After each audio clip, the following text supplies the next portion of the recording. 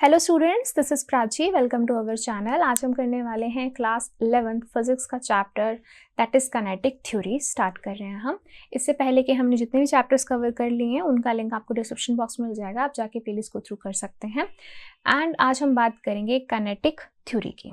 ठीक है, तो जैसे ही हम काइनेटिक की बात करते हैं तो हमारे दिमाग में सबसे पहले आंसर आता है हाफ mv², ये आता है।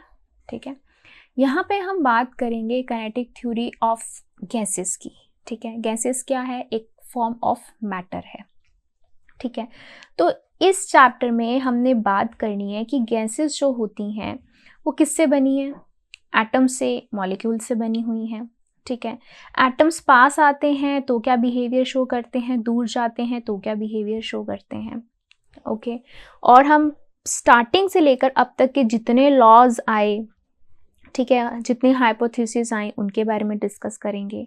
ठीक है, और हम कह सकते हैं कि विस्कोसिटी, गैसेस की डिफरेंट प्रॉपर्टीज है, विस्कोसिटी, कंडक्शन, डिफ्यूजन, ठीक है, इन सब के बारे में हम बात करेंगे, राइट। और वैसे वी नो दैट कि जो मैटर होता है, मैटर की 3 स्टेट्स होती हैं। 1 सॉलिड, नेक्स्ट लिक्विड, ठीक है, एंड नेक्स्ट गैसेस। वैसे तो हमें पता है कि हमारे पास 5 होती हैं। ठीक है, आगे आ जाती है प्लाज्मा, बोस-आइंस्टाइन कंडेंसेशन, बट हम मेन इनके बारे में बात करते हैं। ठीक है, अगर मैं इनके मॉलिक्यूल्स की बात करती हूँ तो वी नो दैट सॉलिड के मॉलिक्यूल्स बहुत पास पास अरेंज होते हैं। याद आए डायग्राम 9th में करते थे हम, है ना। लिक्विड के इससे थोड़ी से और दूर दूर होते हैं। ठीक है, और वी नो दैट गैसेस के बहुत दूर दूर ये एटम्स होते हैं या पार्टिकल्स होते हैं। ठीक है, तो इन्हीं मॉलिक्यूल्स के बारे में हम बात करेंगे कि किस तरीके से ये मॉलिक्यूल्स जो होते हैं, एटम्स जो होते हैं, वो कैसे अरेंज्ड हैं, क्या करते हैं ये पास में आके, दूर में जाकर। ठीक है, इसी को हम बोलते हैं molecular nature of matter. So let us discuss about molecular nature of matter. तो मॉलिक्यूलर नेचर ऑफ मैटर क्या कहता है? वो कहता है कि मैटर जो है वो एटम से बना होता है। यस, एटम से बना होता है। सॉलिड्स में टाइटली अरेंज्ड, लिक्विड्स में थोड़ी लूजली अरेंज्ड, गैसेस में वेरी लूजली अरेंज्ड, राइट। फिर आती है एटॉमिक हाइपोथेसिस। एटॉमिक हाइपोथेसिस का मतलब क्या है? वी नो दैट एटम्स जब इकट्ठे होते हैं तो वो एक मॉलिक्यूल बनाते हैं। ठीक है, नाउ एटॉमिक हाइपोथेसिस कहती है कि अगर एक एटम दूसरे एटम से थोड़े से डिस्टेंस पे है, ठीक है, सिग्निफिकेंट, अच्छे खासे थोड़े डिस्टेंस पे है, तो वो शो करते हैं आपस में फोर्स ऑफ अट्रैक्शन। उनके अंदर क्या होती है? अट्रैक्शन होती है। ठीक है, जो वो बिल्कुल ही पास पास आ जाते हैं, बहुत पास पास आ जाते हैं, देन उनके बीच में क्या शो होती है? रिपल्शन शो होती है। ये होती है एटॉमिक हाइपोथेसिस। ठीक है, ये हाइपोथेसिस जो थी ये हमें दी थी रिचर्ड फेनमैन ने। इन्होंने बोला कि भाई जब अच्छे खासे डिस्टेंस पे एटम्स पड़े होंगे तो वो एक दूसरे से अट्रैक्शन शो करते हैं, बट बिल्कुल पास पास अगर आ जाते हैं तो उनके बीच में क्या शो होती है? रिपल्शन, एक दूसरे को रिपेल कर रहे होते हैं। ठीक है, ये थी एटॉमिक हाइपोथेसिस। जैसे एटॉमिक हाइपोथेसिस आई फिर उसके बाद एटॉमिक थ्योरी आने लगी जो जॉन डेल्टन ने दी थी। उन्होंने इसके ऊपर 2 लॉज दिए थे। एक था आपका लॉ ऑफ डेफिनेट प्रोपोर्शन और एक था मल्टीपल प्रोपोर्शन। ये हमने छोटे होते भी पढ़ रखा है, एक बार फिर डिफाइन करते हैं क्या होते हैं। तो atomic theory by John Dalton, जैसे ही एटॉमिक हाइपोथेसिस आई फिर एटॉमिक थ्योरी आई। दैट इज सबसे पहले क्या आई? उन्होंने बोला लॉ ऑफ डेफिनेट प्रोपोर्शन कि any given compound has fixed proportion by mass of its constituents, कि एक कंपाउंड के अंदर जितने भी एटम्स होंगे वो क्या होंगे? उनके जो मासेस होंगे वो फिक्स प्रोपोर्शन में होंगे। ऑब्वियसली एटम का कुछ मास है, कोई एक कंपाउंड बना तो उसके अंदर जो उनके एटम के जो मासेस होंगे वो फिक्स प्रोपोर्शन में होंगे। ठीक है, नेक्स्ट क्या कहता है? Law of multiple portion. ये हम छोटे होते से पढ़ते आ रहे हैं। क्या कहते हैं कि अगर 2 एलिमेंट्स एक से ज़्यादा कंपाउंड बनाते हैं तो उनके अंदर जितने भी मासेस होंगे वो जो होगा उनका, जब हम रेशो निकालते हैं तो स्मॉल इंटीजर्स में उनका रेशो निकलता है। ऑब्वियसली जब हम उनको कैंसिल करते हैं, जैसे कि NH3 होता है, ठीक है, उसका हम रेशो निकालते थे। ठीक है, H2O का हम मास बाय रेशो निकालते थे। तो ये सब जो चीज़ें होती हैं वो कैंसिल करके बहुत ही छोटी छोटी आती हैं। ठीक है, तो अब इन्हीं दो लॉज को एग्जाम्पल से समझते हैं। तो सबसे पहले लॉ है आपके पास लॉ ऑफ डेफिनेट प्रोपोर्शन। तो ये लॉ क्या कह रहा है, ये लॉ को हम एग्जाम्पल लेकर समझते हैं। ये लॉ कहता है कि जैसे कि मान लो वाटर है, ठीक है, वाटर है, तो we know that 2 molecules of या 2 एटम्स ऑफ हाइड्रोजन मिलेंगे और 1 एटम ऑफ आपके पास ऑक्सीजन आएगा, तभी हम कहेंगे उसको कि ये वाटर है। अब ये वाटर चाहे टैप वाटर हो, रेन वाटर हो, डिस्टिल्ड वाटर हो, जो मर्जी वाटर हो, ठीक है। तो हमें पता चल गया कि जो वाटर है वो 2 atoms of hydrogen and 1 atom of oxygen से ही बनेगा। अब अगर मैं इनका मास का रेशो निकालती हूँ, ठीक है, तो 2 हो गया और हाइड्रोजन का मास होता है 1, ऑक्सीजन का मास होता है 16, ये कैंसिल हो गया, तो ये आ गया 1/8। तो यानी कि अगर मैं हाइड्रोजन का ऑक्सीजन के साथ रेशो निकालती हूँ तो ये 1:8 आता है उनकी मास का रेशो, ठीक है। और वो क्या है, फिक्स प्रपोर्शन में रहते हैं, तो ऑब्वियसली फिक्स प्रपोर्शन ही है आपके पास, ठीक है। तो ये फिक्स प्रपोर्शन रहेगा, चाहे अब देखो, अब चाहे मैं इसके 2 मॉलिक्यूल्स बना दूँ, ठीक है, जैसे मान लो 2H2O है, तो अब भी क्या रहेगा, अगर मैं इसका रेशो निकालती हूँ तो इसका मतलब क्या है, हाइड्रोजन कितने हैं 4 और ऑक्सीजन कितने हैं 2, ठीक है। तो अब अगर मैं निकालती हूँ तो अब भी तो वही आएगा, तो जितने मर्जी आप ले लो कॉन्स्टिट्यूएंट उसका वही का वही रहेगा। ये कहता है आपका लॉ ऑफ डेफिनेट प्रोपोर्शन कि वो हमेशा मास उनका क्या रहता है, फिक्स्ड रहता है। अब मल्टीपल प्रोपोर्शन क्या कहता है, this is very interesting. Multiple proportion, multiple proportion कहता है कि अगर हम मान लो 2 एलिमेंट्स हैं, ठीक है, जैसे कि मान लो 2 elements, when 2 elements form more than 1 compound, ठीक है, for a fixed mass of 1 element the mass of the other element are in the ratio of small integers. क्या कह रहा है कि अगर 2 एलिमेंट्स मिलते हैं और वो एक से ज्यादा कंपाउंड बनाते हैं, जैसे कि मान लो हाइड्रोजन एंड ऑक्सीजन का ही एग्जाम्पल लेते हैं, बहुत ईजी है, ठीक है, हाइड्रोजन एंड ऑक्सीजन का एग्जाम्पल लेते हैं। पहली कंपाउंड हमें पता है कि हाइड्रोजन और ऑक्सीजन मिलकर क्या बनाते हैं, वाटर बनाते हैं, ये हमें पता है, इसको आप बैलेंस कर सकते हैं, ठीक है, बैलेंस कर लो। तो हम 10th स्टैंडर्ड, तो जैसे हाइड्रोजन और ऑक्सीजन मिलकर क्या बनाते हैं, वाटर बनाते हैं। अब आप इसको बैलेंस कर सकते हैं कि जैसे हाँ हमने 10th स्टैंडर्ड में हम बैलेंसिंग हमने सीखी है, ये 2 है तो यहाँ 2 है, यहाँ पे 1 है, 2 कर लो। अभी तो मैं ऐसे ही कर रही हूँ, ऐसा जरूरी नहीं है कि आपको बैलेंस ही करनी है, मैं सिर्फ ये बता रही हूँ कि 2 जो एलिमेंट्स मिलते हैं, तो मान लो उसने पहला एलिमेंट क्या बना दिया, वाटर, ठीक है। दूसरा हमें पता है कि जब हाइड्रोजन एंड ऑक्सीजन इस तरीके से मिलते हैं, ये कुछ पर्टिकुलर कंडीशंस होती हैं जब ये एक कंपाउंड बनता है, इसे हम बोलते हैं हाइड्रोजन परऑक्साइड, ठीक है। तो हमें पता है कि फर्स्ट कंपाउंड जो हाइड्रोजन ऑक्सीजन मिलके बनाते हैं वो है वाटर, और दूसरा कंपाउंड जो है वो दोनों मिलके क्या बनाते हैं, ऑक्सीजन, ठीक है। वो कह रहा है कि अगर इसके अंदर हाइड्रोजन का मास जो है वो फिक्स हो जाए for a fixed mass of 1 element, कि अगर मान लो एक एलिमेंट का मास मान लो फिक्स्ड है, ठीक है, तो जैसे कि अगर मैं वाटर की बात करती हूँ H2O, तो इसके अंदर क्या है 2, 1 प्लस ऑक्सीजन का कितना है 16, है ना। तो ये हो गया आपका हाइड्रोजन के लिए, ठीक है, और ये हो गया आपका ऑक्सीजन का। सेम चीज अगर मैं हाइड्रोजन पर ऑक्साइड के लिए निकालती हूँ, तो इसका मास अगर निकालते तो 2, 1 प्लस यहाँ पर है 2 × 16, तो ये हो गया 2, 1 प्लस ये हो गया 32 हो गया, ये हो गया आपका हाइड्रोजन के लिए और ये हो गया आपका ऑक्सीजन के लिए, है ना, ये आ गया आपके पास। तो अब यहाँ पर ये देखो वो कह रहा है for a fixed mass of 1 element, तो यहाँ पर 1 एलिमेंट का फिक्स है, मान लो ये 2 ग्राम का है, तो ये भी कितना है 2 ग्राम है। तो जो दूसरे वाला जो होगा, ठीक है, तो दूसरा एलिमेंट जो होगा, the masses of the other elements are in the ratio of small integers. Other element का जो मास होगा उनका जो रेशो, इनका मास क्या है 16 ग्राम 32 ग्राम, इनका जो रेशो होगा वो क्या होगा, स्मॉल इंटीजर्स की फॉर्म में होगा। कैंसिल करेंगे तो क्या आएगा 1/2। तो ये बोलता है लॉ ऑफ मल्टीपल प्रोपोर्शन कि अगर आप कोई भी 2 एलिमेंट उठाते हैं, उनको अगर आप डिफरेंट कंपाउंड बनाते हैं, जैसे कि एक बन गया वाटर और एक बन गया हाइड्रोजन पर ऑक्साइड, तो उसके अंदर कोई एक एलिमेंट का मास अगर फिक्स्ड है तो दूसरे एलिमेंट का जो मास होगा उसका जब आप रेशो निकालोगे तो वो एक स्मॉल इंटीजर की फॉर्म में आएगा। इन एटम्स के बेसिस पे सेम लॉ हम लगाने लगे गैसेस पर, ठीक है, कि अगर जो गैसेस हैं वो कंबाइन करती हैं ठीक है, 2 डिफरेंट गैसेस कंबाइन करती हैं और तीसरी गैस बनाती हैं, तो उनके जो वॉल्यूम होंगे वो भी, उनका भी जो रेशो होगा वो स्मॉल इंटीजर्स होगा, वो इसी के बेसिस पे आ गई। तो वो लॉ जो दिया वो 19th सेंचुरी में दिया गया बाय गे-लुसाक्स लॉ ने। क्या था वो लॉ, लेट अस डिस्कस। फिर जो डेल्टन्स का लॉ था उसके लॉ के बेसिस पे हमारे पास आया गे-लुसाक लॉ। वो क्या कहते थे, वो कहते थे कि व्हेन गैस कंबाइन करती है केमिकली, ठीक है, गैसेस कंबाइन करती है, मान लो एक गैस दूसरी गैस के साथ कंबाइन कर रही है और क्या बनाती है, अनदर गैस बनाती है, then their volume are in the ratio of small integers. तो उनका जो वॉल्यूम होगा वो स्मॉल इंटीजर्स में होगा, उनका जो रेशो होगा, ठीक है, ये CB से ही आ गया। तो अब इस लॉ को एक एग्जाम्पल से समझते हैं, ठीक है।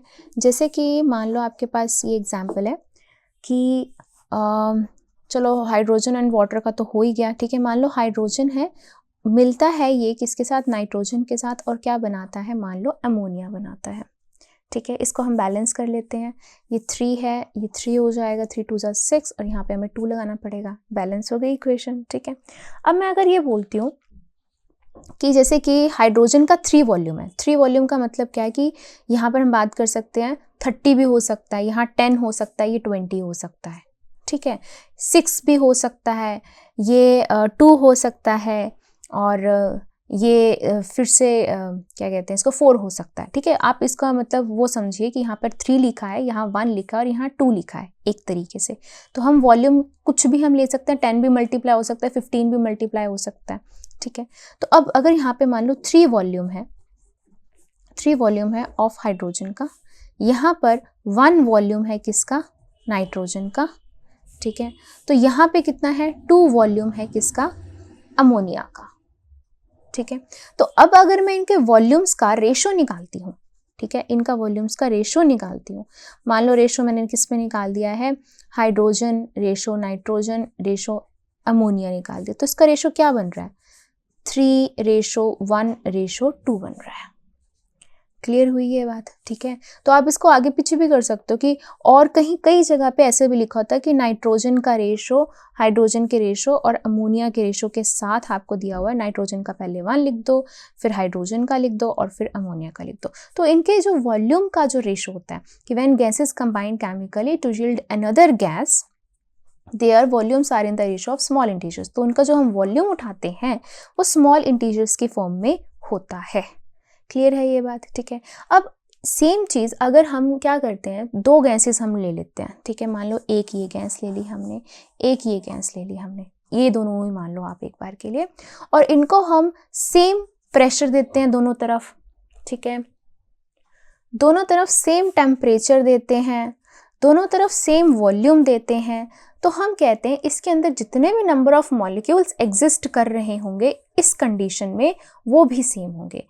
तो नंबर ऑफ मॉलिक्यूल्स जो होंगे इनके अंदर वो क्या होंगे, सेम होंगे, ठीक है। So for a fixed standard temperature pressure, ठीक है, एट STP, ठीक है, STP क्या होता है, temperature is 273 kelvin, pressure 1 atmosphere का, और वॉल्यूम अगर हम कंसीडर करते हैं नियर अबाउट 22.4 लीटर्स का, ठीक है। तो अगर हम ये कंडीशन लेते हैं तो हमारे पास जो number of molecules her gas के जो होते हैं वो सेम आते हैं। कौन कितने होते हैं, वो होते हैं 6.023 भी लिखते हैं, 22 भी लिख लेते हैं कई बार, 10⁻23। याद आया, यस, छोटे होते से हम एवोगैड्रोस नंबर लर्न करते आ रहे हैं। तो उसका ये मतलब है कि अगर हम किन्हीं भी 2 गैसेस को same pressure same temperature same volume पे रखते हैं तो उनके अंदर सेम नंबर ऑफ क्या आते हैं, मॉलिक्यूल्स आते हैं, और इतने कंडीशन पर जो नंबर ऑफ मॉलिक्यूल्स आते हैं वो ये होते हैं। तो इसी को ही हमने बोला एवोगैड्रोस लॉ। क्या होता है Avogadro's law, let us discuss.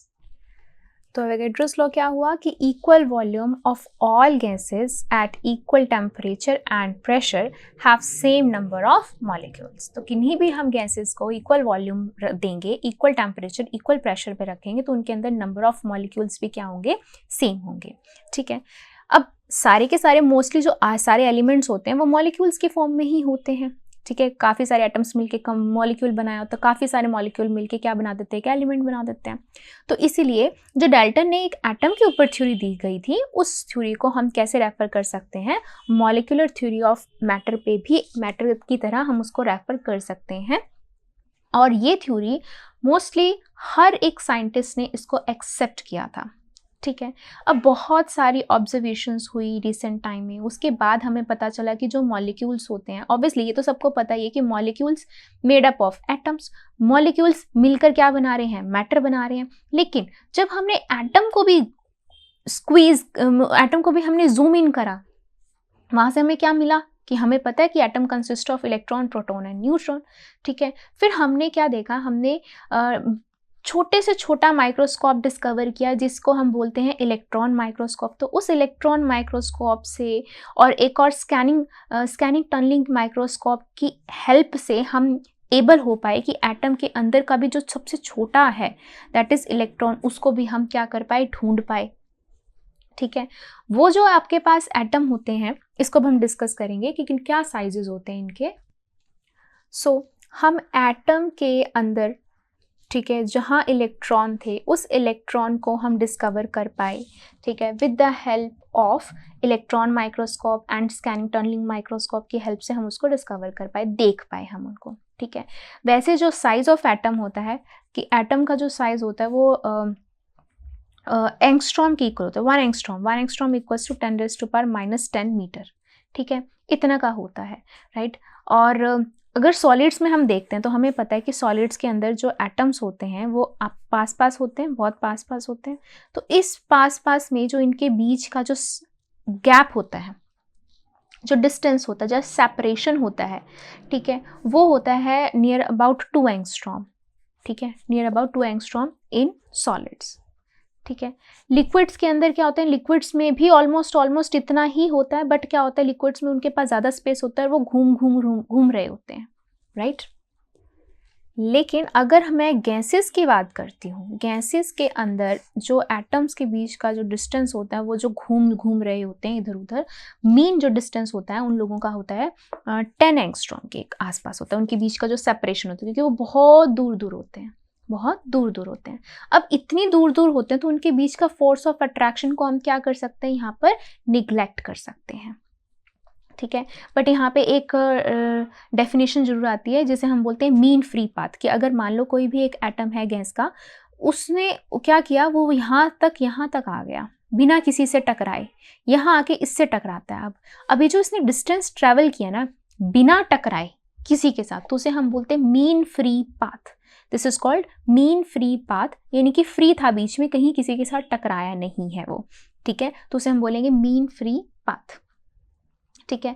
तो गैसेस के अंदर जो मीन फ्री पाथ जो होता है वो थाउजेंड्स ऑफ एंगस्ट्रॉम के इक्वल होता है। ये जो मीन फ्री पाथ होता है वो 1000 एंगस्ट्रॉम के इक्वल होता है, ठीक है। ये एवरेज है एक तरीके से, तो एक बार मैं डिफाइन कर देती हूँ मीन फ्री पाथ को। The average distance a molecule can travel without colliding, ठीक है, बिना कोलाइड किए जो एक एवरेज डिस्टेंस एक मॉलिक्यूल ट्रैवल करता है उसे हम क्या बोलते हैं, मीन फ्री पाथ कहते हैं। और गैसेस के अंदर ये नियर अबाउट 1000 एंगस्ट्रॉम्स के आसपास होता है, ठीक है। अगर हम सॉलिड्स की बात करते हैं, सॉलिड्स के अंदर पास पास होते हैं, लिक्विड्स के अंदर भी जो मॉलिक्यूल्स होते हैं, पार्टिकल्स होते हैं, वो पास पास होते हैं, जिसकी वजह से उनके अंदर क्या होती है, अट्रैक्शन होती है, और पास में आ जाते हैं तो रिपल्शन होती है, जो हमने बिल्कुल स्टार्टिंग में पढ़ा था, ठीक है। लेकिन हमने यहाँ पर देखा है कि गैसेस के अंदर मॉलिक्यूल्स दूर दूर होते हैं, जिसकी वजह से हम यहाँ पर उनकी अट्रैक्शन, फोर्स ऑफ अट्रैक्शन या फोर्स ऑफ रिपल्शन को हम क्या कर सकते हैं, निग्लेक्ट कर सकते हैं, ठीक है। तो जैसे बहुत डिफरेंट सारे लॉज आते हैं इनकी अट्रैक्शन के ऊपर, रिपल्शन के ऊपर, तो उनको हम गैसेस के अंदर निग्लेक्ट करेंगे। मेनली हम यहाँ पर बात करेंगे उसकी एक proper change in macroscopic properties की हम बात करेंगे, ठीक है। ये डिफरेंट प्रॉपर्टीज़ की बात करेंगे हम उसके अंदर, कि जैसे कि उसके अंदर स्पीड में क्या चेंज आया है, ठीक है। उसकी एवरेज प्रॉपर्टीज़ की हम बारे में बात करेंगे कि टोटल में क्या चेंज आया है। उनके फोर्स ऑफ अट्रैक्शन को हम निग्लेक्ट करते हुए बाकी चीज़ों में हम बात करेंगे, ठीक है। तो वैसे in addition to your knowledge हमें अभी तक सिर्फ इतना ही पता होता है कि एटम के अंदर इलेक्ट्रॉन होते हैं, प्रोटॉन होते हैं एंड न्यूट्रॉन होते हैं, ठीक है। बट हमने आगे भी पढ़ा है, जैसे अगर आप 11th 12th में, फिर ग्रेजुएशन, पोस्ट ग्रेजुएशन में अगर जाते हैं तो वहाँ पर आपने पढ़ाई होगा कि जो प्रोटॉन्स और न्यूट्रॉन्स होते हैं वो आगे मेड अप होते हैं क्वार्क्स से, ठीक है, क्वार्क से बने हुए होते हैं। ऐसे ही अगर हम और जूम इन करते रहते हैं, बहुत सारे बोसोन्स आते हैं, फर्मियॉन्स होते हैं, बहुत सारी चीज़ें होती हैं। तो ये नेवर एंडिंग टॉपिक है, जितनी आप डिस्कवरी करते रहोगे उतने ही कम है। तो जितनी आप कलेक्शन करोगे अपनी चीज़ों की कि हाँ भाई इसको और जूम इन करेंगे तो क्या मिलेगा, और जूम इन करते हैं तो और क्या मिलता है, तो उतनी ही ये जो स्टडी है बहुत ज़्यादा इंटरेस्टिंग बनती जाती है। इस चीज़ को हम न्यूक्लियर फिजिक्स कहते हैं।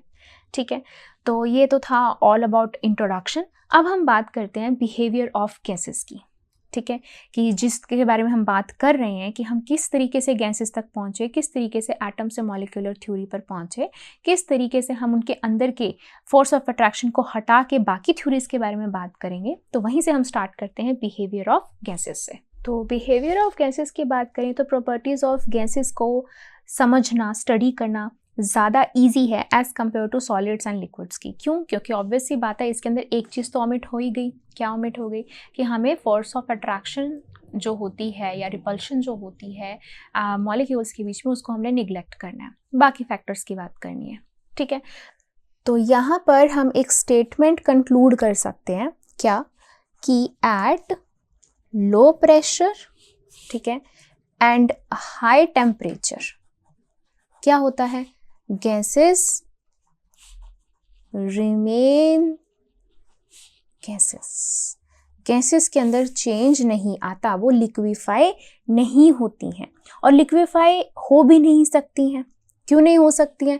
देखो, हाई टेम्परेचर का मतलब क्या है कि अगर एक गैस को, है ना, एक गैस के अंदर पार्टिकल्स हैं, इसके अगर हम टेम्परेचर को बढ़ा देते हैं तो ऑब्वियसली ना इसके पार्टिकल्स क्या रहेंगे? दूर दूर ही जाएंगे। और लिक्विफाई होने के लिए उनके पार्टिकल्स को क्या होना चाहिए? उनके पार्टिकल्स को पास पास आना चाहिए।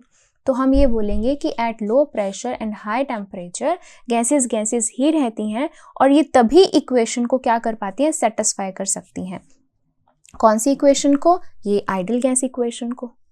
ठीक है, तो दोनों तरफ ये गैसेस इस इक्वेशन को, जितनी भी रियल गैसेस होती हैं, सभी की सभी गैसेस जो होती हैं इस कंडीशन पर, दिस इज द कंडीशन, इस कंडीशन पर ही आइडियल गैस को अच्छे से अच्छा सेटिस्फाई कर पाती हैं। ऑब्वियसली मैंने आपको बताया कि आइडियल कुछ होता नहीं है, बट ज़्यादा से ज़्यादा आइडियली बिहेव कर किस कंडीशन पे कर पाती हैं? Eight low pressure and high temperature पर, राइट? तो इसको एक रिलेशन के अंदर बांधा गया, इस प्रॉपर्टी ऑफ गैस को एक रिलेशन के अंदर बांधा गया। वो रिलेशन क्या था? PV इक्वल्स टू KT, ये रिलेशन है। ठीक है, where P is the pressure, V is the volume, K is constant and T is the temperature in kelvins या एब्सोल्यूट स्केल पे हम बोल सकते हैं। ठीक है, अब यहाँ पर K था क्या? K था जो आपका वेरी करता है वॉल्यूम ऑफ गैसेस पे। ठीक है, गैसेस का कितना वॉल्यूम, कौन सी गैस यूज करो और उसका कितना वॉल्यूम है। अगर अब मैं यहाँ पर मॉलिक्यूलर थ्योरी लेकर आती हूँ, वॉल्यूम हटा के मॉलिक्यूलर थ्योरी लेकर आती हूँ, एटम्स एंड मॉलिक्यूल्स की बात करते हैं, तो ऑब्वियसली ज़्यादा वॉल्यूम होगा तो उसके अंदर नंबर ऑफ मॉलिक्यूल्स ज़्यादा होंगे। ठीक है, तो हम कह सकते हैं कि जो K है वो प्रोपोर्शनल है किसके ऊपर? किससे प्रोपोर्शनल है? नंबर ऑफ मॉलिक्यूल्स से प्रोपोर्शनल है। ठीक है, नंबर ऑफ मॉलिक्यूल से प्रोपोर्शनल है। और यहाँ पर हम इसको लिख सकते हैं K is directly proportional to number of molecules. Directly proportional का हम यहाँ पर साइन हटाते हैं तो हम कोई ना कोई यहाँ पर कांस्टेंट लगाते हैं। अब यहाँ पर ये जो कांस्टेंट है, this constant is called Boltzmann constant. ठीक है, where KB is called Boltzmann constant. और इसका क्या एक मेन एम क्या था? इसका मेन जो पर्पस था, इसका जो सिग्निफिकेंस था वो क्या था? कि it is same for all gases. Her gases के लिए ये सेम था। ठीक है, तो चेंज किस में आ रहा था? नंबर ऑफ मॉलिक्यूल्स के अंदर। तो उसके अकॉर्डिंग ये जो K था, K नंबर ऑफ मॉलिक्यूल्स के अकॉर्डिंग चेंज आ रहा था। बट ये जो K भी हमने एक और डायरेक्टली प्रोपोर्शनल का साइन हटा के जो कांस्टेंट लगाया था, ये था आपका बोल्ट्जमैन कांस्टेंट, जो हर एक गैस के लिए क्या था? सेम था। और इसकी वैल्यू क्या है? इसकी वैल्यू होती है KB equals to 1.38 into 10⁻⁻23 joule kelvin inverse. ये होती है बोल्ट्जमैन कांस्टेंट की value. This is a universal constant. तो हर एक गैस के लिए ये सेम है, हर एक मॉल के लिए ये सेम वैल्यू है। तो सेम चीज़ अगर मैं यहाँ पुट करती हूँ तो we get P V equals to, इसकी जगह पे क्या हो जाएगा, एन के बी टी हो जाएगा। तो यहाँ आ जाता है पी वी अपॉन में N T equals to K B. This is a constant, universal constant. तो अगर चाहे मैं ये एक गैस के लिखूँ, चाहे मैं दो गैसेस के लिखूँ, तो P1 V1 अपॉन में N1 T1, यानी कि any random gas at P1 temperature, V1 volume, N1 number of molecules at T1 temperature equal होगा इसका किसके साथ, सेकेंड गैस के second pressure, second volume, second number of molecule, second temperature के किसके साथ, इसकी वैल्यू कितनी आएगी, KB ही आएगी। Getting my point. तो किसी भी गैस के लिए ये क्या रहता है, कांस्टेंट रहता है। तो आप ये वाला कॉम्बिनेशन यूज करके क्या मिल सकता है आपको, बोल्ट्जमैन कांस्टेंट मिल सकता है। ठीक है, यहाँ से आप इसकी जो है यूनिट्स हैं वो भी आप यहाँ से जस्टिफाई हो सकती हैं। तो यहाँ पे एक और चीज़ आई क्या, कि जैसे कि हमने अभी अभी एक लॉ में बताया था, कौन सा लॉ था, एक बार रिवाइज करते हैं। ये लॉ था आपका एवोगैड्रोस लॉ। क्या था कि same volume, same temperature, same pressure पर नंबर ऑफ मॉलिक्यूल्स भी क्या होते हैं, सेम होते हैं। तो यहाँ पर same volume, same pressure, same temperature पर नंबर ऑफ मॉलिक्यूल्स भी क्या होने चाहिए, सेम होने चाहिए। ठीक है, तो at STP, standard temperature and pressure, standard temperature कितना होता है 273 केल्विन, प्रेशर कितना होता है 1 एटमॉस्फेयर। तो at standard temperature and pressure, और वॉल्यूम कितना लिया गया, वॉल्यूम लिया गया 22.4 लीटर्स। तो जितने भी ये सेम चीज़ों पर, इतने चीज़ों पर कोई भी गैस होगी उसके अंदर जो नंबर ऑफ मॉलिक्यूल्स होंगे वो फाइंड करके आए 6.02, कई बार 23 भी लगाते हैं, 22 भी लगाते हैं, इंटू 10⁻23 एटम्स या फिर मॉलिक्यूल्स या फिर पार्टिकल्स, कुछ भी। और ये नंबर निकाला एवोगैड्रो ने, so that's number is called Avogadro's number या एवोगैड्रोस कांस्टेंट। तो एट स्टैंडर्ड टेम्परेचर प्रेशर इतने वॉल्यूम पर तो कोई भी गैस होगी उसके अंदर जो नंबर ऑफ मॉलिक्यूल्स आएंगे वो इतने आएंगे। तो अब इस फॉर्मूले के अंदर कुछ हमें चेंजेस करने पड़े। ठीक है, तो इनिशियली फॉर्मूला क्या था, PV इक्वल्स टू KT। ठीक है, फिर हमारे पास आया PV इक्वल्स टू NKBT। ठीक है, अब हमें क्या लेकर आना है, अब हमें यहाँ से n हटा के क्या लेकर आना था, नंबर एवोगैड्रोस कांस्टेंट लेके आना था। तो हम यहाँ पर लेके आए PV equals to NA, n की जगह पे क्या हो गया, एवोगैड्रोस कांस्टेंट हो गया, फिर ये हो गया KBT। तो ये निकल के आया PV इक्वल्स टू NA/KB को हम मान देते हैं R मान देते हैं, where R is gas constant, it is known as NA into KB। ठीक है, और NA क्या होता है 6.02 इंटू 10⁻23, KB क्या है आपके पास ये है, इनको मल्टीप्लाई करके जो R की वैल्यू आई वो आपके पास आई 8.314 joule mole inverse kelvin inverse. ठीक है, अब देखा जाए तो ये तो सबके लिए कांस्टेंट हो गया, PV pressure constant, V constant, R भी सेम है, टेम्परेचर भी सेम है। तो हम निकाल किसके लिए रहे हैं, किस चीज़ के लिए निकाल रहे हैं। ठीक है, तो हमने यहाँ पर एक और क्वांटिटी ऐड करवाया, that is mu, where mu is number of moles, mu is number of moles. कितने मोल्स की बात हो रही है यहाँ पे, ठीक है, कितने मोल्स की बात हो रही है यहाँ पे, 1 मोल, 2 मोल, 0.5 मोल्स, कितने मोल्स। तो जितने भी मोल्स की बात होगी उसके अकॉर्डिंग हम यहाँ पर ये लगाकर हम क्या निकाल सकते हैं, इस इक्वेशन से कोई भी 2-3 चीज़ें दे रखी हो, चौथी हम चीज़ हम डेफिनेटली यहाँ से फाइंड कर सकते हैं, कोई भी 2 चीज़ दे रखी है तीसरी हम फाइंड कर सकते हैं। तो इस तरीके से ये जो इक्वेशन थी ये हमारे दिमाग में आई, ध्यान में आई, और इस इक्वेशन को आपको पता है ये क्या बोलते हैं, परफेक्ट गैस इक्वेशन कहते हैं, आइडल गैस इक्वेशन कहते हैं। ठीक है, बट आपको बहुत अच्छे से पता है कि नेचर के अंदर कोई भी आइडल गैस जो है वो एग्जिस्ट नहीं करती, नियरली क्या हो जाते हैं, ऑलमोस्ट सब इक्वल आ जाते हैं। ठीक है, तो अब ये म्यू क्या होता है इसको डिफाइन करते हैं। ठीक है, व्हाट इज म्यू, म्यू होता है आपके पास, this is number of moles, वो कैसे निकलते हैं, that is given mass divide में मॉलिक्यूलर मास, ये इसका फॉर्मूला रहता है। ठीक है, और एक और फॉर्मूला रहता है इसको हम बताते हैं कि आपको अगर गिवन नंबर ऑफ पार्टिकल्स हो, ठीक है, कि किसी भी कंडीशन पे गिवन नंबर ऑफ पार्टिकल्स आपको दे रखे हैं और उसको अगर आप डिवाइड कर देते हो एवोगैड्रोस कांस्टेंट के साथ, Avogadro's constant that is Na के साथ अगर आप डिवाइड कर देते हो तो आप तब भी नंबर ऑफ मोल्स फाइंड कर सकते हो। ठीक है, इसका यही मतलब है कि जैसे कि गिवन मास, अगर मास से समझे हम, गिवन मास का मतलब क्या है कि मान लो कुछ बुक्स हैं, उनका जो मास है वो 10 किलो का आया, ठीक है।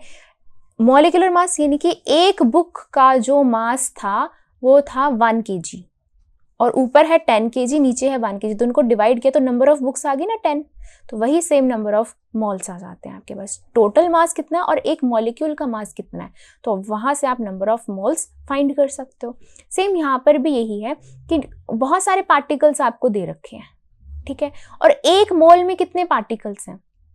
जैसे कि मान लो यहाँ पे आपको 24 बनानास दे रखे हैं, ठीक है, आपको नंबर ऑफ डजन्स निकालने, कितने डजन्स हैं, तो यहाँ पर 24 आपको बनानास दे रखे हैं, और एक बनाना के अंदर 12 केले होते हैं, ठीक है, सॉरी, एक डजन के अंदर 12 केले होते हैं, तो 24 डिवाइड बाई 12, तो कितने डजन्स आ गए, 2 डजन्स आ गए, तो वही नंबर ऑफ मोल्स यहाँ पे। तो आप दोनों ही फॉर्मूला से इसको कैलकुलेट कर सकते हैं। इसको आप अब केमिस्ट्री में समझें तो इसको आप ऐसे फॉर एग्जाम्पल से समझ सकते हैं। मान लो आपको दे रखा है कि 44 ग्राम ऑफ कार्बन डाइऑक्साइड में कितने नंबर ऑफ मोल्स हैं, ये आपको फाइंड बोला है करने को। याद आया, हमने ऐसे 9th स्टैंडर्ड में कर रखे हैं मोल कॉन्सेप्ट में, है ना। तो क्या होता है, ये 44 gram of carbon dioxide contains how many moles. देखो, तो गिवन मास हो गया ये आपके पास, तो गिवन मास को हम करते हैं स्मॉल m से डिनोट, और ये होता है कैपिटल M से डिनोट। स्मॉल m कितना हो गया, 44 ग्राम्स। नाउ मॉलिक्यूलर मास जो होता है वो कैसे होता है, CO2 का निकालो, C का कितना होता है 12, O के क्या बाहर कितने एटम्स हैं 2, और ऑक्सीजन का कितना होता है 16, तो दिस इज 12 प्लस 32, ये कितना आ गया 44 AMU। इसकी ऐसे यूनिट होती है AMU। What is AMU, atomic mass unit, ठीक है। अब molecules, this is given mass upon में मॉलिक्यूलर मास, तो ये 44 डिवाइड में 44, नंबर ऑफ मोल्स कितने आ गए 1 मोल। तो इस तरीके से हमारे पास ये म्यू डिफाइन होता है, ठीक है। तो सेम चीज अगर हम यहाँ पे लिखते हैं, that is PV equals to mu RT, ठीक है। तो यहाँ पर PV और म्यू नीचे आ जाए, T नीचे आ जाए, ये हो जाएगा R, which is a constant, ठीक है। अब ये R आपका दोनों तरफ इक्वल कब आता है, this is only possible for an ideal gas, this is only possible for an ideal gas, ठीक है। अगर मैं इसका ग्राफ बनाती हूँ तो क्या मिलेगा मुझे ग्राफ इसका, इस तरफ अगर मैं P लेती हूँ, दैट मीन्स प्रेशर लेती हूँ इन एटमॉस्फेयर, ठीक है, और यहाँ पे हम लेते हैं दिस इज PV अपॉन में म्यू T, ठीक है, ये ले लेते हैं यहाँ पे हम, ठीक है। तो अगर हम ये लेते हैं और यहाँ पर ये लेते हैं तो ये इक्वल आना चाहिए, R की इक्वल आना चाहिए ना, ठीक है। तो हमारे पास फॉर आइडियल गैस ग्राफ ये आता है, स्ट्रेट बिल्कुल इक्वल आता है फॉर आइडियल गैस, तो this is ideal gas. Obviously we know that ideal gas exist नहीं करती है, बट अगर होती तो ये हमारे पास ये स्ट्रेट लाइन आनी थी, ठीक है। बट हमने डिफरेंट गैसेस के लिए किया, ठीक है, कोई भी रियल गैस उठाई हमने, उसको डिफरेंट टेम्परेचर पे किया, तब हमने उसका ना ग्राफ क्या ऑब्जर्व करा, ग्राफ हमने ये ऑब्जर्व करा उसका, ये इस तरीके से कुछ पहला जो कर्व आया वो कुछ ऐसा आया, ठीक है, एट टेम्परेचर T1 ये ग्राफ आया, ठीक है। फिर हमने देखा एट टेम्परेचर T2 ये थोड़ा सा ग्राफ कुछ ऐसे जा रहा था, ठीक है। फिर हमने देखा एट टेम्परेचर T3 थोड़ा और ग्राफ ऐसे जा रहा था, ये था टेम्परेचर एट T2, ये था temperature at T3, and very interestingly हमें पता चला कि T1 जो था वो बड़ा था T2 से, और T2 जो था वो बड़ा था T3 से, यानी कि एट हाई प्रेशर और एट हाई टेम्परेचर, हम टेम्परेचर की बात कर रहे हैं, एट हाई टेम्परेचर और प्रेशर क्या है अभी लो है, ठीक है, ज़्यादा आगे नहीं गए हम, टेम्परेचर जो प्रेशर है वो कितना है लो है, नियर अबाउट 200 एटमॉस्फेयर, फिर आगे जाके 400, आगे 600, ठीक है। At high temperature and low pressure जो गैसेस जो भी हमने रियल गैस ली वो नियर थी आइडियल गैस के ग्राफ के, यानी कि हम यहाँ पर एक स्टेटमेंट बोल सकते हैं कि जो गैसेस होती हैं वो बिहेव करती हैं आइडली, ठीक है, आइडली मतलब आइडियल गैस की तरह एट हाई टेम्परेचर। तो हम यहाँ पे एक स्टेटमेंट कंक्लूड कर देते हैं, gases behave, real gases behave ideally at high temperature and low pressure। ठीक है, तो इस ग्राफ से हमने ये कंक्लूड किया। तो जैसे हमने ये ग्राफ बनाया है ऐसे हम और सिचुएशंस को डिस्कस करते हैं।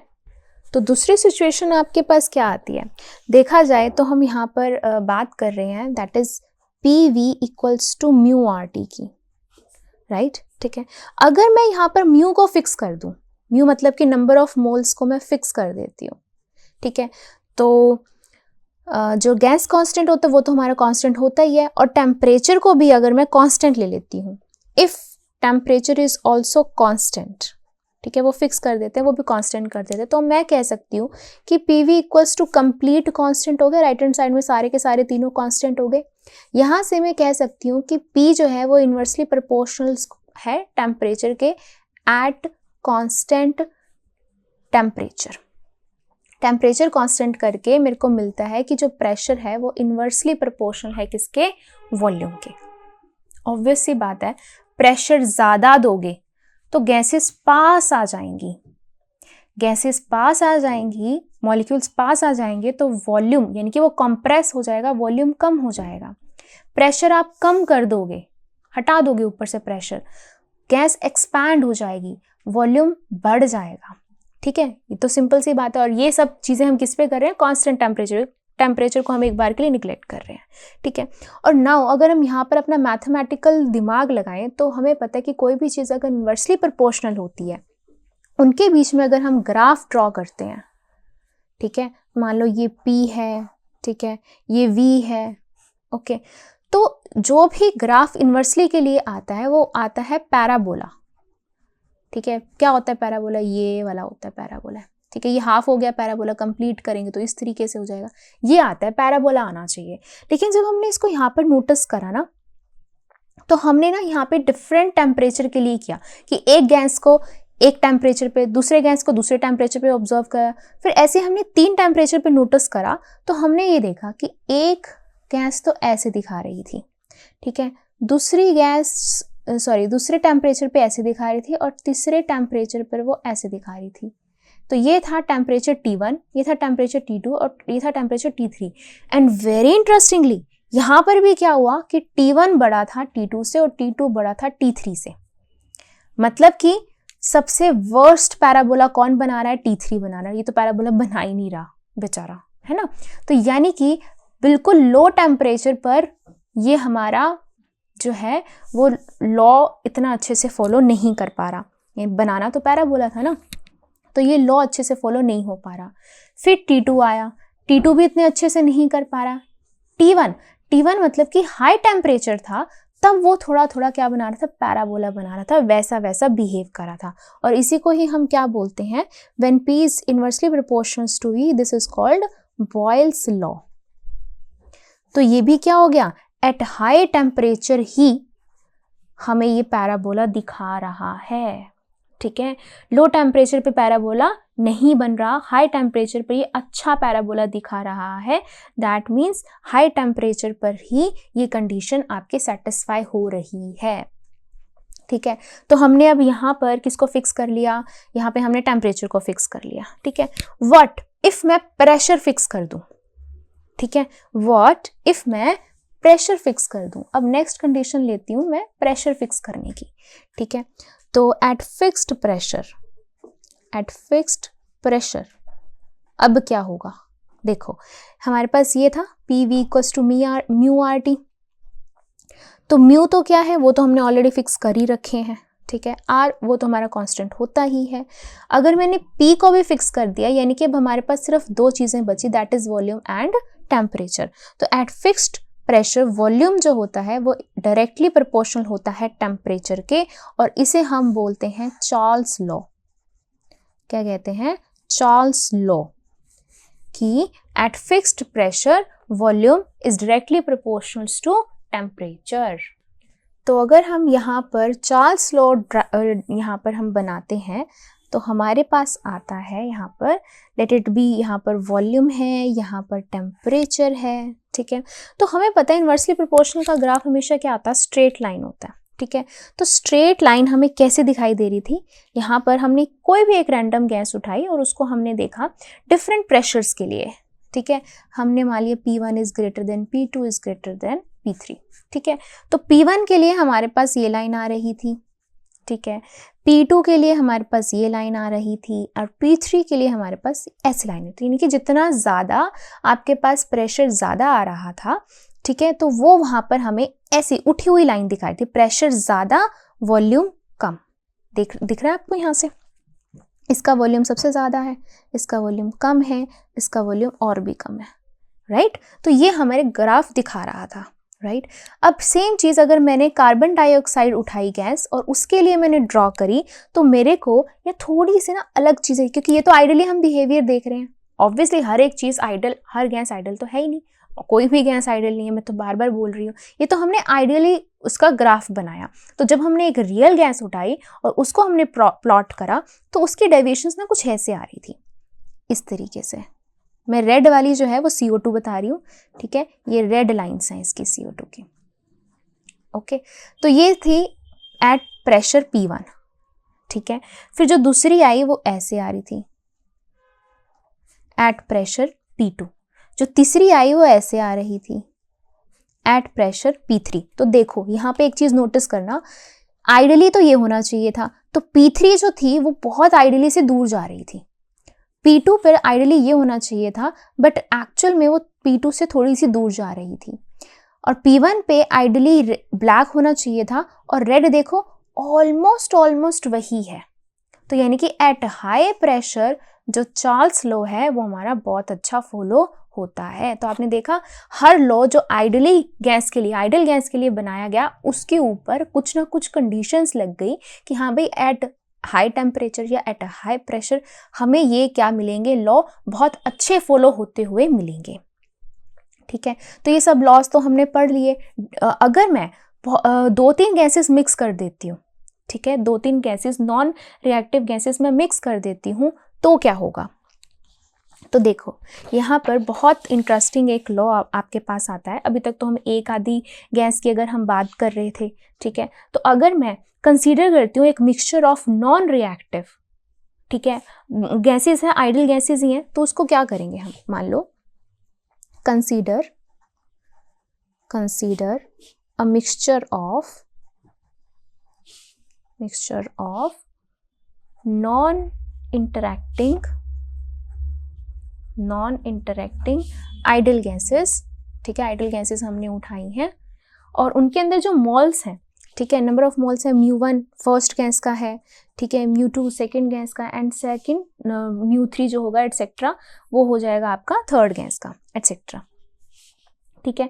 एक वेसल के अंदर है, ठीक है, एक वेसल के अंदर है। अब वेसल में है तो उनका वॉल्यूम सेम है, टेम्परेचर सेम है, ठीक है, एंड प्रेशर भी सेम है, ठीक है। तो प्रेशर सेम है, वॉल्यूम सेम है, टेम्परेचर सेम है सभी गैसेस का इसके अंदर। मान लो ये डॉटेड है, कोई मैंने ऐसे गोल गोल से बना दी, कोई मैंने ऐसे क्वेश्चन मार्क से बना दी, तो ऐसे काफ़ी सारी गैसेस हमने मिक्स कर दी हैं, उनके अंदर डिफरेंट मॉल्स हैं, राइट, और हमने ये चीज़ बना दी है। अब अगर मैं यहाँ पर फाइंड करती हूँ, इक्वेशन लगाती हूँ, तो इक्वेशन क्या है आपके पास, PV इक्वल्स टू μRT।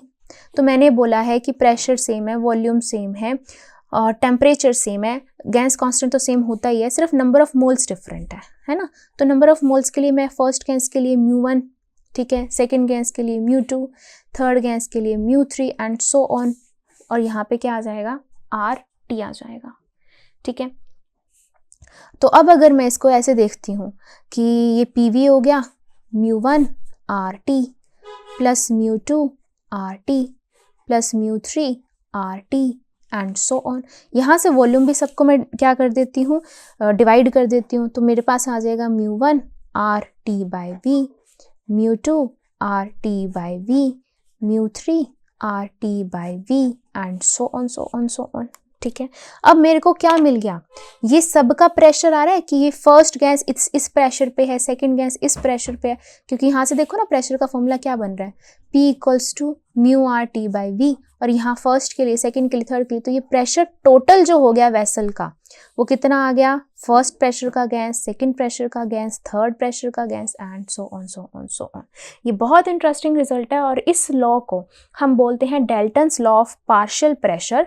क्या कहता है कि अगर हम नॉन इंटरैक्टिंग गैसेस इसके अंदर मिक्स कर देते हैं तो जो टोटल प्रेशर जो आता है वो सम ऑफ ऑल गैसेस के पार्शियल प्रेशर के इक्वल होता है। ठीक है, तो हम यहाँ पे डिफाइन करते हैं, this is Dalton's law of partial pressure. Partial क्यों बोल रहे हैं, क्योंकि ये मिलकर ही तो टोटल बना रहे, कोई भी एक हट गया तो टोटल नहीं बनेगा ना। तो ये टोटल कैसे बन रहा है, इन सब के सम से, तो हर एक को हम क्या बोल देंगे, पार्शियल प्रेशर बोल देंगे। तो this is Dalton's law of partial pressure. क्या कहता है, लेट अस डिफाइन। तो वो कहता है the total pressure of a mixture of ideal gases is the sum of partial pressures. तो टोटल प्रेशर जो है गैसेस का वो of a mixture of ideal gases is the sum of partial pressure. तो ये था आपका Dalton's law of partial pressure. अब करेंगे हम इसी से रिलेटेड, हमारे पास कुछ एग्जाम्पल्स दिए हुए हैं, तो स्टार्ट करते हैं विद वेरी फर्स्ट एग्जाम्पल। तो अब करते हैं example 12.1। The density of water is 1000 kg per meter cube. The density of water vapor at 100 degrees Celsius and 1 atmosphere pressure is 0.6 kg per meter cube. The volume of a molecule multiplied by the total number gives what is called molecular volume. Estimate the ratio of the molecular volume to the total volume occupied by the water vapor under the above conditions of temperature and pressure. वो क्या कह रहे हैं कि अगर आपके पास कहीं भी इस तरीके से बीकर में मान लो वाटर है, ठीक है, तो वाटर के वेपर्स बहुत पास में हैं, ठीक है, बहुत पास में। इसकी डेंसिटी आपको गिवन है, दैट इज़ 1000। अब इसी वाटर को अगर मैं 100 डिग्री का टेम्परेचर देती हूँ, प्रेशर 1 एटमॉस्फेयर का देती हूँ, तो अब इसके पार्टिकल्स ऐसे दूर दूर फैल जाएंगे। ठीक है, ऐसे पार्टिकल्स इसके दूर दूर फैल जाएंगे। अब इसकी जो डेंसिटी हो जाएगी वो कितनी हो जाएगी, 0.6 kg पर मीटर क्यूब। तो ये 1000 में थी, 1000 kg पर मीटर क्यूब में थी, इसकी डेंसिटी हो गई 0.6 kg पर मीटर क्यूब में हो गई है। ठीक है, हमें क्या बताना है, हमें बताना है estimate the ratio of the molecular volume to the total volume occupied by the water vapours under the above conditions. वो कह रहे हैं कि आपको वॉल्यूम बताना है, रेशो बताना है वॉल्यूम ऑफ द मॉलिक्यूल। ठीक है, कितने मॉलिक्यूल्स हैं उनका वॉल्यूम, जैसे कि ये इसका ये हो गया, ये तो मान लो ये जो मॉलिक्यूल्स हैं इनका वॉल्यूम ऊपर, ठीक है, डिवाइड में क्या बताना है, total volume occupied by the water vapours, इनकी टोटल वॉल्यूम, ये कितना वॉल्यूम बन रहा है ये हमें बताना है। ठीक है, तो हम बोल सकते हैं वॉल्यूम ऑफ द मॉलिक्यूल्स का वॉल्यूम, ठीक है, और मॉलिक्यूल्स का वॉल्यूम डिवाइड में volume of the total volume. ठीक है, टोटल वॉल्यूम किसका आएगा, वेपर स्टेट की बात हो रही है तो वेपर स्टेट के लिए हम वेपर लिख देते हैं। ये हमें इसका रेशो बताना है। ठीक है, अब यहाँ पर ना एक बहुत इंटरेस्टिंग बात ये है कि हमने यहाँ पर एक चीज़ कंसीडर करी है कि जब वो वाटर जब आपका लिक्विड स्टेट में था, ठीक है, लिक्विड स्टेट में था, उस टाइम पे जो उसका वॉल्यूम था वही वॉल्यूम है मॉलिक्यूल्स का। क्यों, क्योंकि हम मान रहे हैं कि मॉलिक्यूल्स बहुत पास में थे। तो अगर मैं एक बीकर के अंदर, मान लो ये बहुत सारे मैंने मार्बल्स रखे हुए हैं, एक बार के एजम्पशन करो एक बीकर के अंदर मैंने बहुत सारे मार्बल्स रखे हुए हैं, तो मैं बोल सकती हूँ मार्बल्स का जो वॉल्यूम है वही बीकर का वॉल्यूम है अप्रॉक्सीमेटली, क्योंकि मार्बल्स बहुत पास में है। तो सेम चीज़ मैं यहाँ पे बोल रही हूँ कि वाटर वेपर्स जो है, जो वाटर के यहाँ पे जो मॉलिक्यूल्स हैं, ठीक है, वो मिलकर क्या बना रहे हैं, यहाँ पर मॉलिक्यूल्स का वॉल्यूम बना रहे हैं।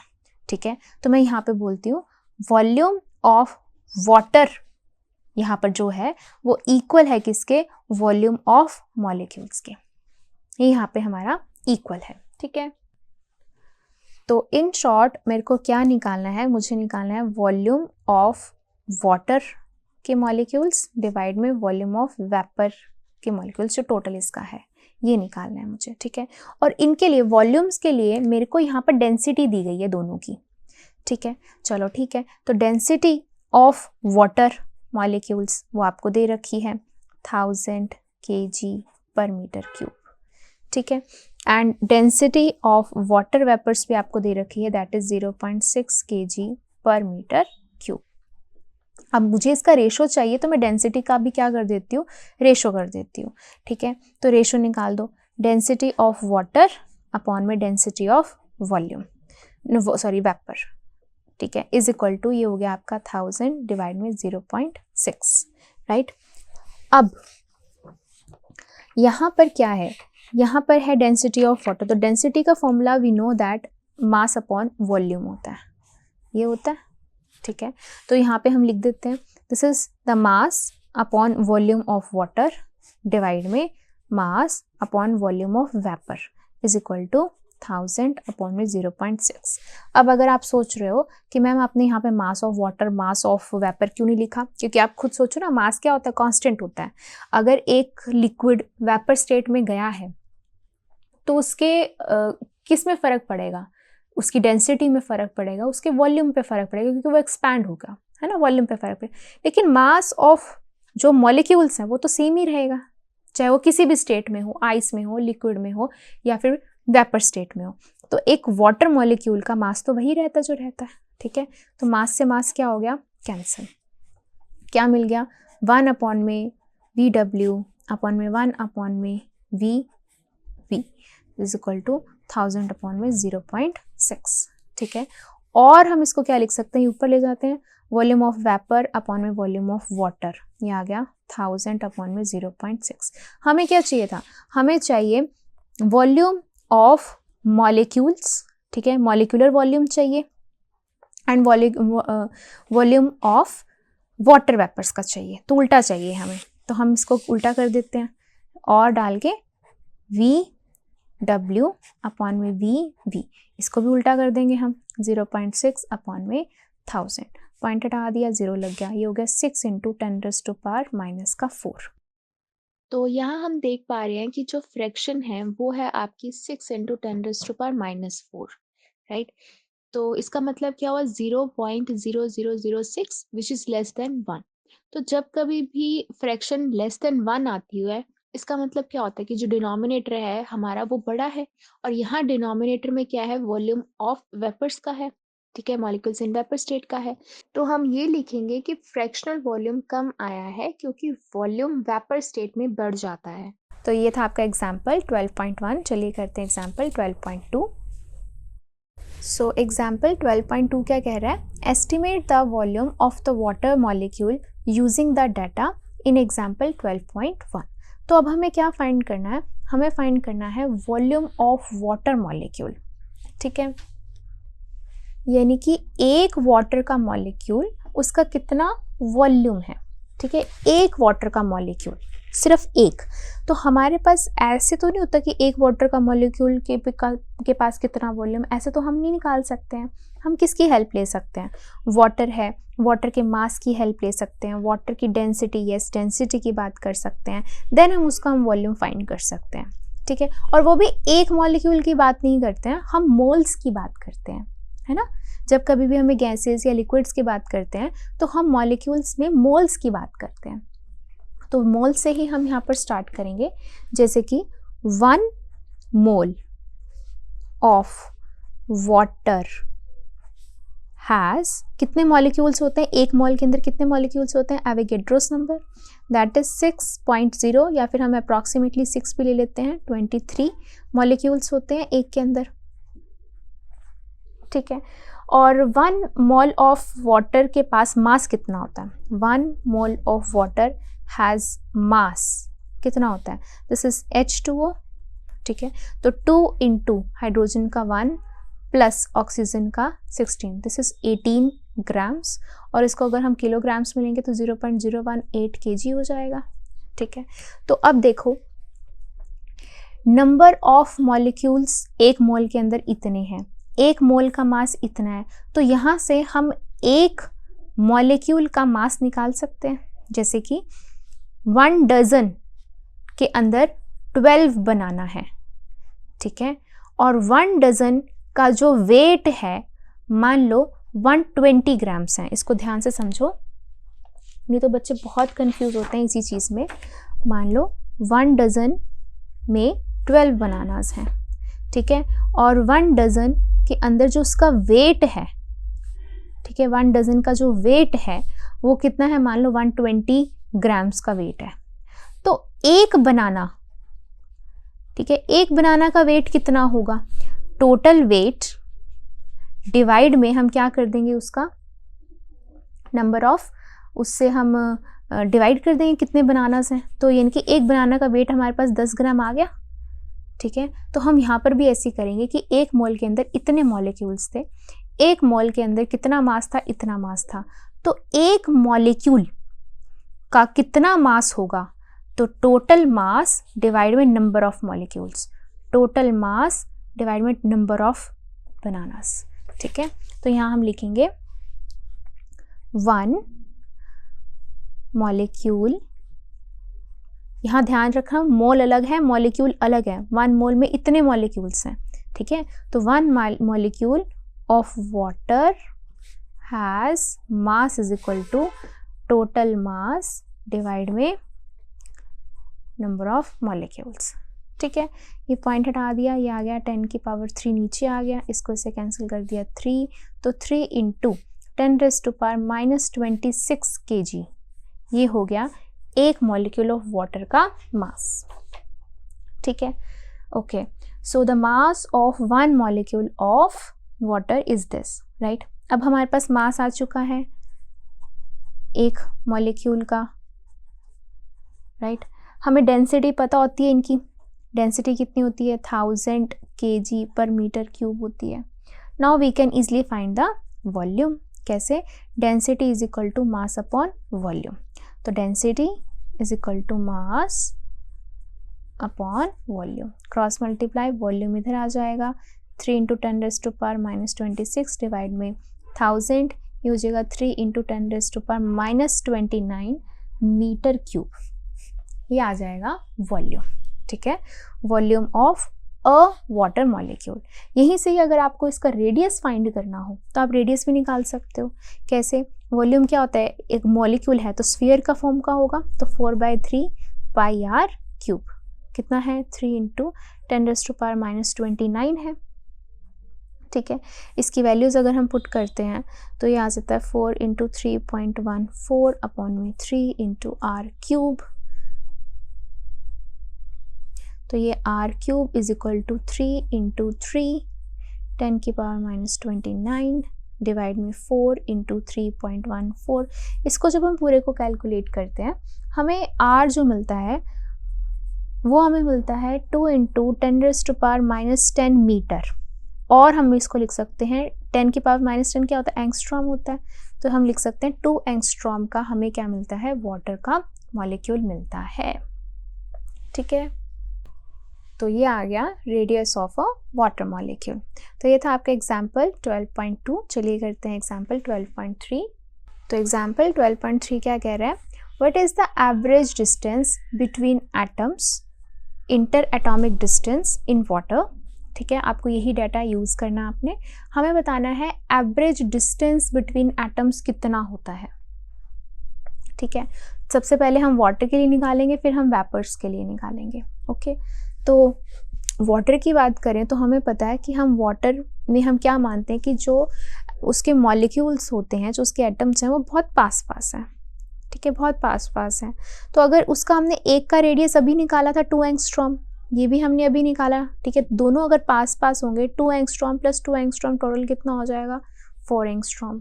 तो this is the average distance between the 2 atoms, inter atomic distance हो गया वाटर के लिए, ठीक है। तो फॉर हम वाटर लिख सकते हैं, फॉर वाटर रेडियस क्या है वाटर मॉलिक्यूल्स का, 2 एंगस्ट्रॉम। तो we can write distance, assumption क्या है कि they are very close to each other, ठीक है। डिस्टेंस बिटवीन पार्टिकल्स कितना हो जाएगा, तो 2 into 2 angstrom that is 4 angstrom हो जाएगा, इस तरीके से, ठीक है। सेम अगर हम वेपर की बात करते हैं, ठीक है, वेपर के मॉलिक्यूल्स की अगर हम बात करते हैं तो क्या होगा कि उसके वेपर्स के तो थोड़ी थोड़ी दूर होंगे ना, इस तरीके से थोड़ी दूर होंगे, तो उनका कैसे डिस्टेंस हम कैलकुलेट करेंगे। तो देखो उसके लिए हम क्या करेंगे, हमारे पास हमें डेंसिटी ऑफ वाटर दे रखी थी कितनी, 1000 kg, ठीक है। एंड हमें डेंसिटी ऑफ वेपर दे रखी थी 0.6 kg, ठीक है।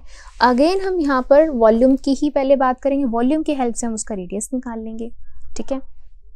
तो देखो यहाँ पर आ जाएगा आपके पास दिस विल बी, डिवाइड कर देते हैं हम, density of water, density of vapour is equal to mass upon में volume of water, mass upon में वॉल्यूम ऑफ वेपर, ठीक है। दोनों का मास सेम होगा, मास तो चेंज नहीं होने वाला, तो ये कैंसिल कर देंगे, ये ऊपर चला जाएगा वॉल्यूम ऑफ वेपर अपॉन में वॉल्यूम ऑफ वाटर, और ये कितना है, ये है ऊपर 1000, नीचे है 0.6, ये कितना आ जाएगा, इसको कैलकुलेट करके आ जाएगा आपके पास 1.67 इंटू 10⁻3, ये आ गया, ठीक है। अब ये वॉल्यूम्स का आ चुका है रेशो आपके पास, अब वॉल्यूम्स को भी हम कैलकुलेट कर सकते हैं। ये वॉल्यूम ऑफ वेपर तो क्या होगा 4/3 पाई रेडियस ऑफ वेपर, ठीक है, फिर 4/3 ये आ जाएगा रेडियस ऑफ वाटर के मॉलिक्यूल का क्यूब इज इक्वल टू कितना है 1.67 इंटू 10⁻3। अब 4/3 कैंसिल, ठीक है, और इसको हम अप्रॉक्सीमेटली क्या लिख सकते हैं, इसको मैं अप्रॉक्सीमेटली 1 लिख दूं, क्योंकि हमें ऑर्डर पता चल रहा है कि 1000 का ऑर्डर है, और ये 1.67 तो कुछ नहीं हुआ, 1000 रुपये के सामने 1-1.5 रुपया कुछ भी नहीं हुआ, है ना, तो उसको हम ऐसे लिख सकते हैं। तो अब यहाँ से हम इसको 3 को यहाँ ले जाएंगे, तो ये हो जाएगा radius of vapour, radius of water molecule 10 की पावर 3 की पावर 1/3 कैंसिल होकर कितना आ गया 10, तो radius of vapour molecule equals to 10 times the radius of water molecule. अब देखो यहाँ पर ना एक दिमाग लगाने वाली बात है कि हमें क्या निकालना था, रेडियस ऑफ वेपर मॉलिक्यूल कि उनके बीच में कितना डिस्टेंस है, तो ये 10, और रेडियस ऑफ वाटर का कितना है 2 एंगस्ट्रॉम, तो ये कितना हो गया 20 एंगस्ट्रॉम। इसका मतलब ये नहीं है कि मॉलिक्यूल जो है वो बड़ा हो गया, इसका मतलब ये नहीं है, मॉलिक्यूल उतना ही है, सिर्फ और सिर्फ उनके बीच का ये जो डिस्टेंस था, ठीक है, इंटर एटॉमिक डिस्टेंस जो था वो इतना हो गया, ठीक है, ये डिस्टेंस हो गया, यहाँ से लेकर यहाँ तक हो गया 20, यहाँ से लेकर यहाँ तक हो गया 10 हो गया, और टोटल कितना हो गया 20, ठीक है, 10 हो गया, और टोटल कितना हो गया उनका रेडियस का 20, ठीक है। सॉरी ट्रिम लास्ट लाइन, तो रेडियस एक का 20 एंगस्ट्रॉम है, तो यानी कि इसका हो गया 20 एंगस्ट्रॉम, इसका हो गया 20 एंगस्ट्रॉम, तो टोटल इनका जो बीच का डिस्टेंस आ गया, ठीक है, डिस्टेंस जो इनके बीच का आया वो कितना आ गया 2 × 20 दैट इज 40 एंगस्ट्रॉम का डिस्टेंस आ गया, क्योंकि 10 टाइम्स बड़ा होना था ना, तो अगर इनके बीच का 44 है तो इनके बीच का कितना हो गया 40 हो गया। इट डजंट मीन मॉलिक्यूल का रेडियस बड़ा हो गया, ना ना ना ना, इनका क्या मतलब है, इनके डिस्टेंस जो है वो 10 टाइम्स बड़ा हो गया है। क्लियर, तो ये था आपका एग्जाम्पल 12.3। चलिए करते हैं एग्जाम्पल 12.4। तो एग्जाम्पल 12.4 क्या कह रहा है, a vessel contains 2 non reactive gases, neon जो मोनोएटॉमिक है, ऑक्सीजन जो डायटॉमिक है, the ratio of their partial pressure is 3:2।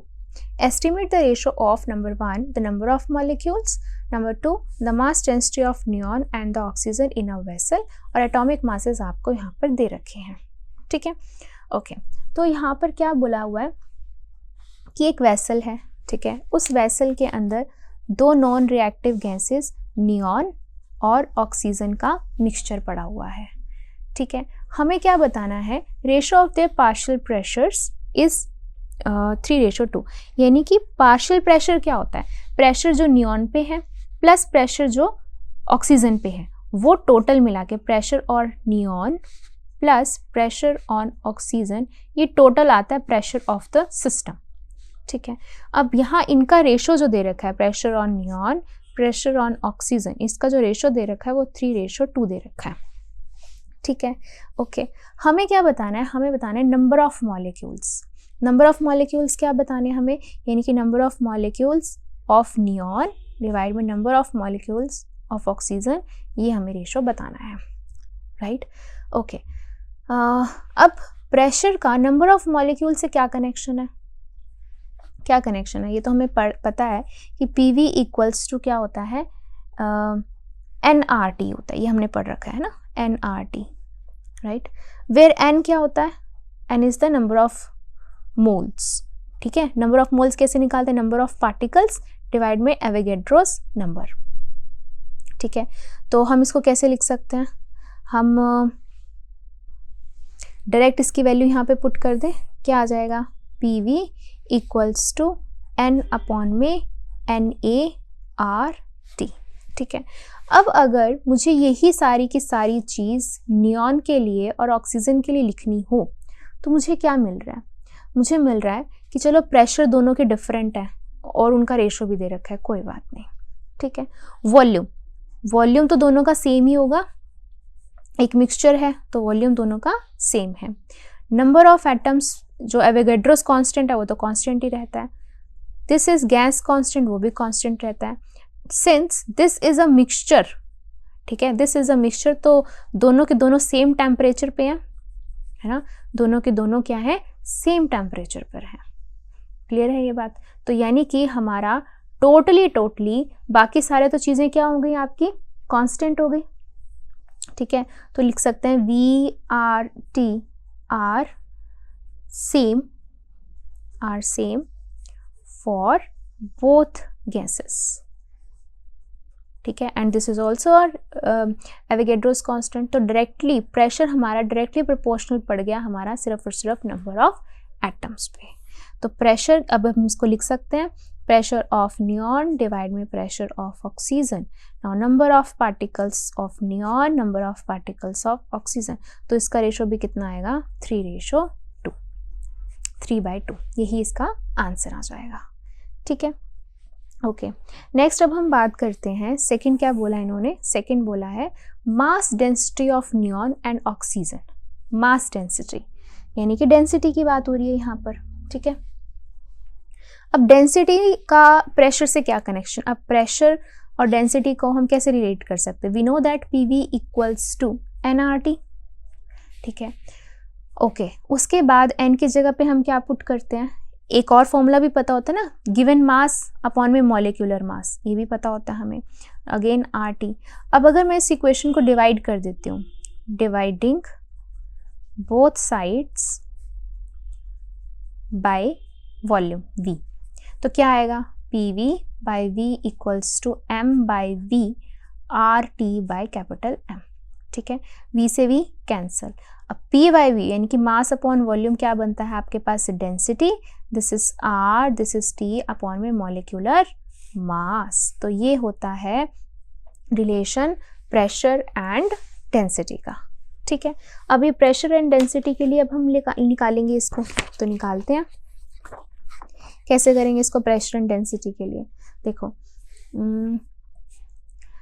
अब यहाँ पर देखा जाए तो R और T दोनों के लिए क्या है, सेम है, दोनों के दोनों गैसेस के लिए सेम है, तो बाकी चीज क्या बच गई, तो यहाँ पे हम लिख सकते हैं since R and T are same for both gases, ठीक है। तो हम क्या लिखेंगे, P equals to rho by M, cross multiply, rho क्या हो गया, प्रेशर इनटू मॉलिक्यूलर मास, ठीक है। तो अब हम यहाँ लिख सकते हैं डेंसिटी ऑफ नियॉन अपॉन में density of oxygen is equal to pressure on neon upon pressure on oxygen into molecular mass of neon into molecular mass of oxygen. तो ये कितना है आपके पास, 3/2, molecular mass of neon is already given 2.2, ठीक है, 20.2, and molecular mass of oxygen is already given that is 32, ठीक है। ये हो जाएगा 10.1, राइट। इसको कैलकुलेट करके आपके पास आएगा 0.947।